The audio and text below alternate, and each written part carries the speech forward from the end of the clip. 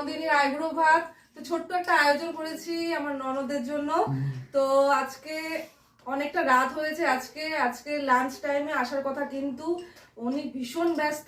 কি করে তোমার ননদিনী, কি করে? এতটাই ব্যস্ত, তাও এসছে আমাদের ভালোবাসায়, আমাদের ডাকে। অ্যাকচুয়ালি ও জব করে, পুলিশে জব করে, তো মানে ইমার্জেন্সি ডিউটি, তোমরা সবাই বুঝতে পারছো। তো আজকে দিনটা স্পেশাল বলে ওর জন্য, তার জন্য আজকে এসছে। তো খুব খুশি হয়েছি। এবার আমি যেরকম পেরেছি সেরকম আয়োজন করেছি আজকে।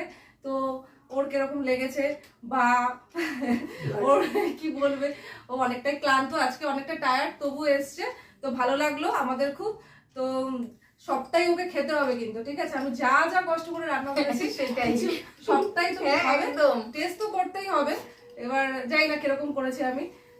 আমার তো ভীষণ ভালো লেগেছে, ভীষণ আনন্দ পেয়েছি আমি। ভীষণ আনন্দ পেয়েছিস?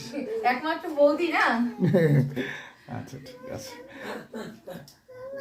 মা, তুমি আশীর্বাদটা করে ফেলো, তাহলে বাবা স্টপ করে দিই।